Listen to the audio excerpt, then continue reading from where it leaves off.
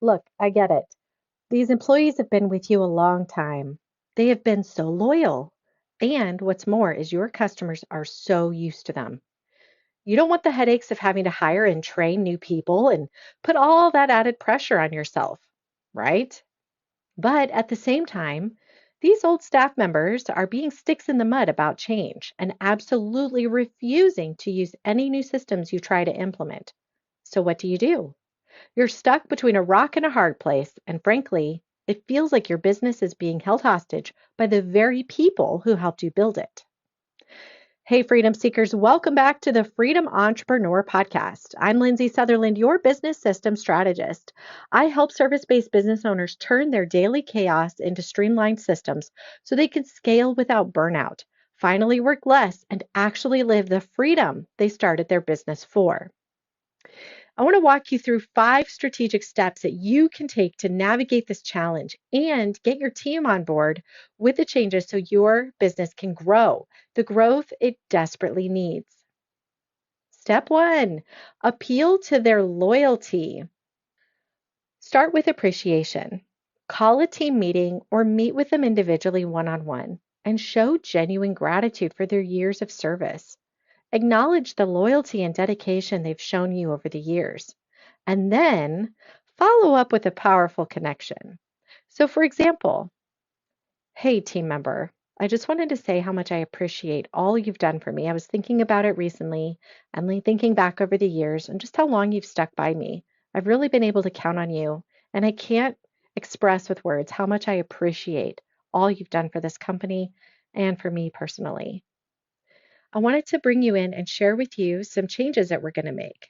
And I'm really counting on that same loyalty that you've had in the past to help me implement new systems that are really, I think, going to make your life better here as well as the company overall.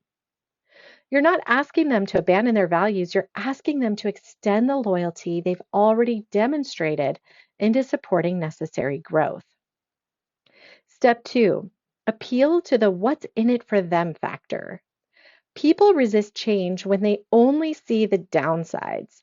Flip the script. Show them exactly how these systems will make their lives easier. Automation that frees up their time for more meaningful work. Better follow up systems to close more deals, which means more money for them.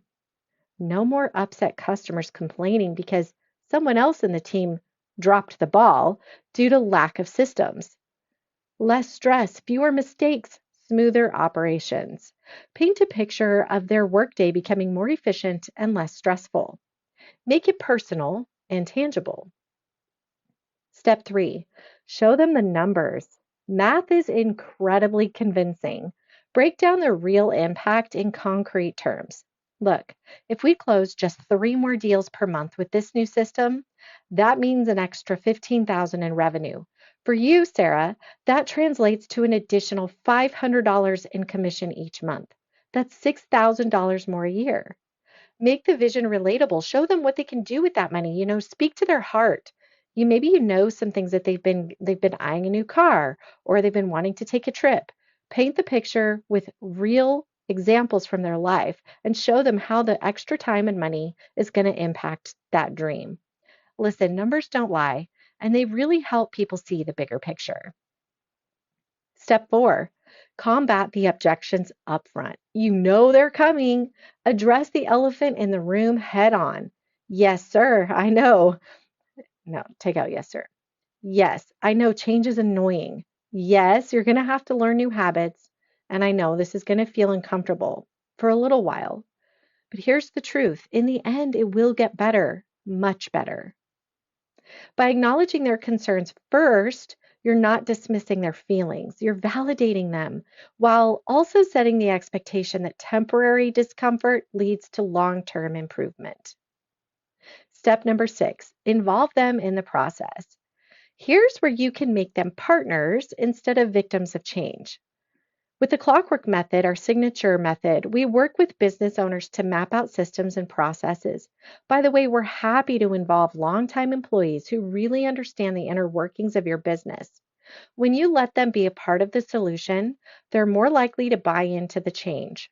One thing I've learned about longtime employees is they have no problem telling you what's broken. Use that to your advantage. Get them to explore and to tell you all the things that they see that need to be fixed with the company. Of course, it will have nothing to do with them, but that doesn't matter because if they're involved in helping the change in every area of the business, ultimately it's going to come back into their lap as well. And it's easy to say, look, if we make this change over here, it's going to require you change in this way. Are you up for that? And when they've already opened their mouth to tell you what they think needs to be different, it's going to be a real hard situation for them to say no. Now, let's get real for a moment. It's true. Your employees might quit. Yes, your employee might become disgruntled. They might make a huge stink and create a downer atmosphere for all the other team members. And yes, you might ultimately choose to let them go if they refuse to cooperate. Ugh, I know. That's the part that just makes your heart sink. But guess what? You're a leader. You must make the decision that's in the best interest of your company for now and for the future. Here's something else to consider. You can't bring in new, fresh employees and ask them to do things the old, inefficient way. That creates its own turnover problem because new people will see how inefficient the old methods are, get frustrated, and leave. It's a pickle, I know. But the only way forward is change. Just like a plant, if it's not growing, it's dying. Your business is exactly the same. And letting a longtime employee kill your business growth is simply not going to work. Here's a hidden truth. My business partner is Emily, and she's been on the podcast before, but I reached out to her before recording this because I wanted to get her insight. I just love the way she thinks. Here's some added experience she brought to season this episode with. She said one of the biggest reasons she's experienced that employees push back against new systems is because they don't want to expose their lack of performance. You see, systems hold people accountable, and people who aren't on board usually have something to hide. If your employee has been there a long time, they've probably found a way to shortcut the system, to work less and get paid the same. Our experience is that typically there are many other performance issues going on that aren't being seen, and this pushback against the system is just the tip of the iceberg. It isn't really about the systems at all. It's about being exposed for other things that they're not doing. Listen, my fellow entrepreneurs, navigating these changes and challenges alone can be harder than actually implementing them. When you work with Emily and I at Biz in a Box Solutions, we don't just build systems. We help you manage the human challenges that come with implementing change. We understand that technology is only half the battle. The other half is leading people through transformation, and that's exactly what we specialize in. Don't let employee resistance hold your business hostage any longer. Get on our calendar now. The link is in the description, and let's create a plan that honors your loyal employees while still moves your business forward into the future it deserves. All right, listeners. Now, if this episode has been meaningful or impactful to you in any way, as I said, entrepreneurship can feel like a lonely road. Please share this episode with another entrepreneur who you know will benefit from the tidbits here in store for them.